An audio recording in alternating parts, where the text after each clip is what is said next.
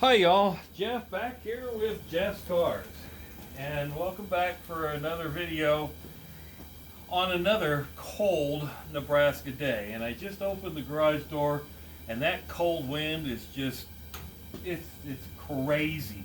It's about 20 degrees and today the temperature is supposed to fall. But I thought I would do a video regarding my F-150.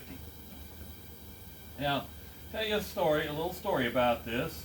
But before I do that, I do want to make a special shout out to a couple people on the channel had commented regarding the 300 SE, and it's parked over here, and you'll get to see it here in a minute when I do the walk around on the F-150 of replacing the overload protection relay. And if I get gutsy enough, I actually was looking around my toolbox and I happened to find one. I don't know, it looks like it's been installed, but I don't know if it's any good. This may have been the one I changed out of the car, could have been out of another car, I don't know.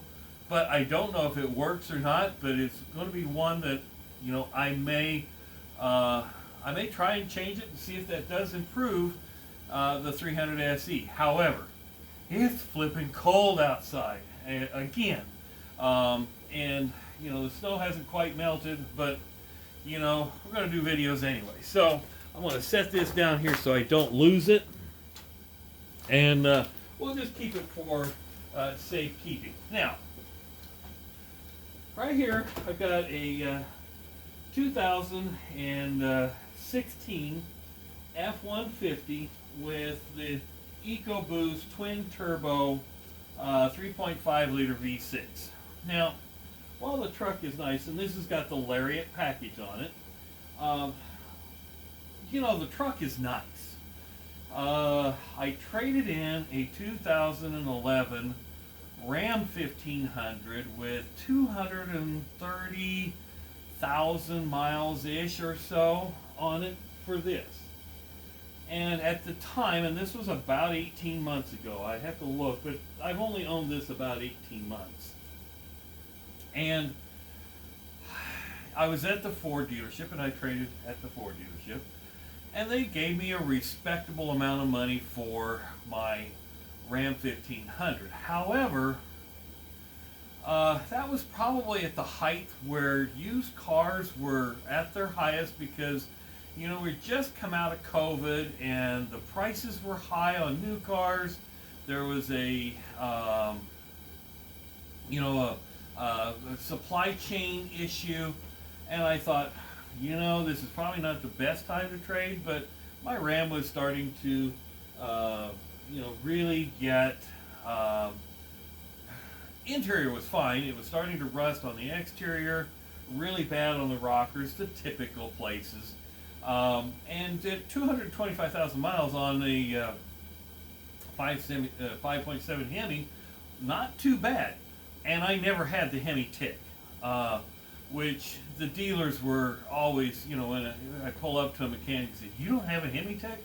No, and the reason I didn't is when I bought the truck at 72,000 miles, I immediately switched to a synthetic oil and ran synthetic oil and changed my oil every 5,000 to 7,000 miles, somewhere in that range, constantly, continuously, and never missed a beat. So I think that's part of the reason why, I never had the Hemi tick. So I traded it off, and they gave me a respectable amount of money trade-in towards this. At that time, this truck was right around $30,000. It was, and this was again almost 2 years ago. It had right around 92,000, 95,000 miles on it. It has, being it's a Lariat, but it also has the fold-down running boards. It's got a lot of platinum features on it without the platinum. And so, of course, Ford convinced me that, the dealer said, well, this will just tow just as good as your Ram 1500. really? While it does have the power, and it does have a tow rating of 11,300 pounds or something outlandish like that, and it will tow it. I've towed my daughter's 6,000 pound travel trailer. I have yet to tow my 9,000 pound travel trailer, which when it's loaded with this truck, our travel trailer, my wife's and my travel trailer, has not moved in a year or more than a year. But the one thing I noticed while towing is the front end was loosey-goosey. It just did not feel like I had a lot of control at highway speeds. And I had it level. I mean, trust me, I've been in the RV industry. I was in the RV industry for years, and I know how to hook up a trailer. I know how to level tow. I know how to get a little, 60% of your weight, distribution to the front, and so on and so forth. And towing that 6,000 pound trailer, I would much rather have towed it with my Ram. But you got to realize too, this has got a V6 engine in it. It's about 300 pounds lighter than the 5.7 Hemi, somewhere in that range. And so I think that attributes to a lot of it. Now, the next thing on this, fuel economy. My Ram 1500, 2011, I got somewhere between 17 and 18 miles per gallon on the highway. Very consistent. Took a trip to Maryland a year ago Thanksgiving, and I averaged 16 and a half on the highway. That's insane. This is a V6 motor. That's ridiculous. Now, probably part of that is because I've got a rear end that is designed to tow that 11,500, where my Ram only towed about 10,000. So there's some things there that, when you go to buy a truck, if you're buying it for a specific reason, you probably better do the research, and I didn't. I didn't do the research. So with that said, we're going to walk around, and then I'm going to take the truck out for a drive with you riding with me, and then let you be the judge, on the ride, the quality, the sound quality, how it reacts on the highway, and so on and so forth. This is kind of a review of a 2016 Ford F150, and it has right around 111,000 miles. So let me grab the camera and let's get started.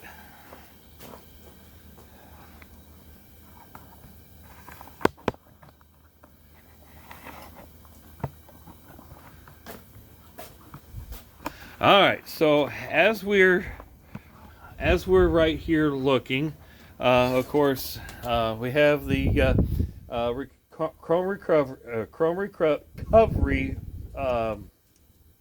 points. Plus, it does have fog lights, and of course the LED around the headlights. This car, or this truck, also has.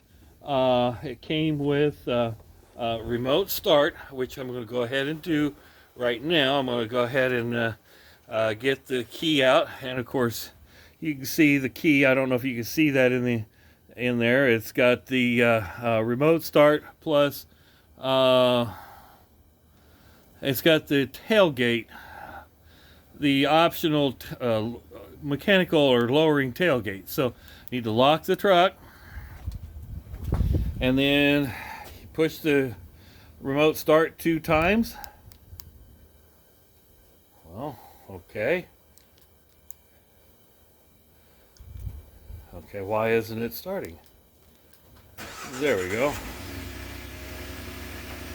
So, as you can see, it's got the higher end, the lights. And one of the things I've noticed on this truck was that in the cold weather, it has a burning rubber smell. Now, I've had people tell me that is the the one of the turbos, something going on with that. So truck hasn't been warmed up enough yet to experience that, or to experience that smell. But we're gonna see if that happens. So, with it being 20 degrees outside, we'll go with it. We'll see what happens. But we'll go around the passenger side, and as you see, it's got your typical Ford rims, the chrome mirrors with the turn signal lights right here. It's got your keyless kind of entry there, where your touch entry. It's the copper color.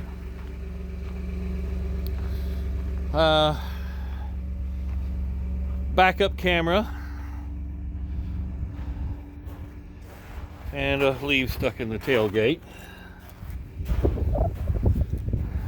So I'll back up so you can see it. By the way, there's the 380 SE, or 300 SE. And then let's go ahead and unlock it. Now you'll notice something on this truck. When I open the door, now that it's cold out, this running board doesn't go all the way down, and it retracts itself back up. So that's something that does need to be fixed, but not going to worry about it at this point, because it works when it's cold out, or when it's warm out. So now that I'm in the truck, of course, I have the key in my pocket. Since it is a push start, and there's the push start, you got to push the brake to start the truck, and then of course there comes the radio. Or turn the volume down, and then there we have it. Nicely equipped. It's got your backup camera in here, and I'll show you how that you put it in reverse, lights up, climate control. I believe, while I don't see a heated seat, while I don't see a heated steering wheel button, when a remote starts, I feel the steering wheel getting warm. So I don't see a button for that, but it may be there. It does have automatic climate control, as I mentioned, heated and cooled seats. I'm going to close the garage door so that the heater that I've got going in there is stays on. And then this truck also has that optional trailer backup gizmo. And then I ended up with, the way this truck was equipped, I ended up putting a brake controller in it. It had this, but didn't have that. Of course, your four-wheel drive connection there, or your selector, and then power windows and locks, automatic headlights with fog lights, does have power retracting mirrors, again, leather interior, just a nicely equipped pickup. Does have lighted vanity mirrors on both sides. Very well equipped traction control to turn off traction control. So a nicely equipped truck. Now, the problem I'm having right now is, with the way the markets are going, I still owe, obviously I had to get a loan on the truck, and I still owe quite a bit of money. The market has just gone soft, and this truck, like I said, it was around $30,000 or $31,000. My Ram truck, I traded in. It was paid for. I had no payoff on it. In fact, it had been paid off for over a year or so. And they gave me, I believe, if I remember correctly, they gave me $7,200 trade-in. Now, something I did, and I normally don't, but I'm to the point where some of these newer vehicles, I can't work on them as much as like I used to, and they get real complicated. What I ended up buying in addition to that, when I financed this all in, I didn't put any other money down because I had more than 20% down, but I did get myself an extended warranty through Ford. And that cost me, and I didn't get the top tier. I think I got the middle or lower tier. Plus, I got a oil change service agreement. They talked me into that, which, while I've only had to use it twice, I think it's expired. I think there's a time limit on how long you can use it. But those are things that you got to be careful when you're buying vehicles. All the extra add-ons that you add to it, what does it cost? And and how do you where's the money, and how well are you spending it? So that was one thing that I probably messed up on my part, was the buying that additional stuff. So again, you got to be careful of that. So what we're going to do here is you're going to kind of be a passenger in the truck as we take it out for a quick spin. Now keep in mind, this is a 3.5 liter twin turbo, and while it's peppy, that part of it I'm impressed with. I mean, I don't go and destroy vehicles. I don't abuse them. I don't take them for granted. I mean, I try and take care of my stuff. But this one here, now we got temperature up a little bit. It goes down the road and drives nice. I haven't had to do any additional work to it other than the original bug deflector on the hood. The one that came with the truck was kind of attached to the front hood. It got hit by, I think I hit a bird and it broke it.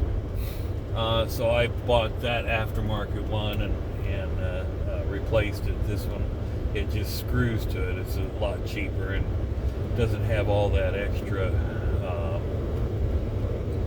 the sticky stuff that attaches to the body. But we're now out of the city limits, and temperature's up a little bit, so we're hammered down here, and we were doing 35, and now we're doing 70. So the truck has got some punch, but the discouraging piece of it is the towing. And so I don't know what I can do to add weight to the front end to keep the front end down while towing. I'm nervous about towing my 9,000 pound trailer. My trailer weighs, I think it's 8,250 empty, and when we get it loaded up, we're pushing a little over 8,900 pounds. So between the wife and I, we get about 700. We'll put about 750 pounds worth of stuff in there. So we need to tow it once just to see, but by towing my daughter's trailer, I was very discouraged at how it performed, but maybe that's just something I need to get used to. So right now I'm doing 69 mile an hour, and it is very windy out, as you can certainly hear it, but I'll be quiet for a minute just so you can hear if this truck is quiet or not.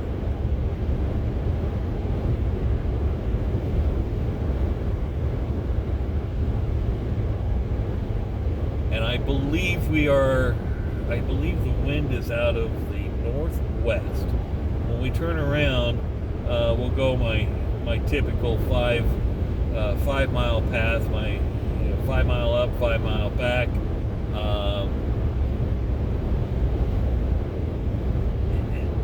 As that's how I've done most of my other videos on in the past. But other than that, I mean, I like the truck. I like how it looks. Put your thoughts down below. What you think. Is it worth keeping? Seriously, I've been thinking about selling this, and the wife and I, we haven't decided how much we're going to really use the travel trailer. I do need to reduce some inventory because I am, I'm not payment poor, but I certainly am insurance poor because I'm paying insurance on a lot of those, a lot of the cars, the Mercedes Benzes and so on and so forth. But as mentioned in a couple videos ago, when it warms up, I probably will have a couple things for sale. And just to give you a highlight, it's going to be, it will be a W126. Which ones? Don't know. Yeah, and I just saw the leaves blow across the highway, so the winds are out of the northwest. Looks like we do have a little bit of light snow coming out of the sky. And the temperatures are supposed to drop again. And so it's going to make it very cold again up here in northern Nebraska. I don't say we're quite in the northern Nebraska, but we're in the northeast part of Nebraska. So I'm not going to go I'm not going to go the full 5 miles. I'm going to go up here to, I believe there's a county road coming up here on the right, and I'll just turn around there, and then we'll head back to town while we're going with the wind at our back.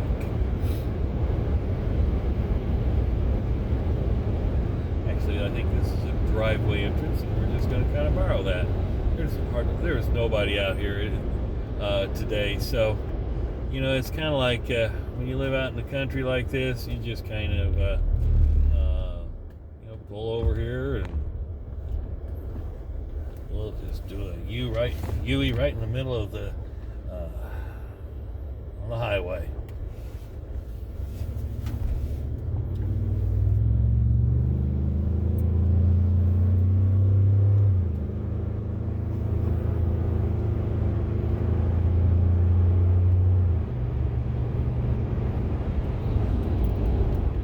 Okay, so yes, the wind is mainly out of the west-northwest, and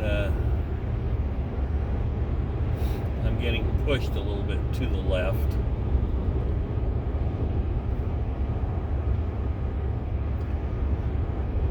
And I don't know if you can see this out over the hood, but that's just something else that bothers me, is this hood certainly rattles a lot. I mean, you don't hear it, but when it's getting into the wind, it'll sit there and vibrate. I don't know if that's an adjustment I need to come up with, but it's just, again, it's just one of those things that I haven't spent a lot of time on this truck or really worked on it because there really hasn't been a need to do so. So anyway, folks,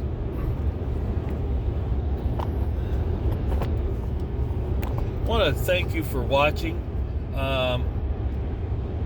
Continue to support my channel.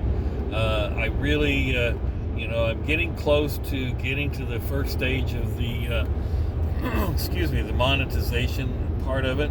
And, I'm still working on trying to come up with additional content while I'm still working on the Mercedes Benzes. That's my passion. But at this point, I can't buy anymore because I got to fix what I got. So, again, appreciate you watching. Hit subscribe if you haven't. Share this with your friends. And if you got any comments or suggestions, put them down in the comments box below. We certainly do appreciate you watching. And thanks for watching us, or joining us here in northeast Nebraska. Have a great day.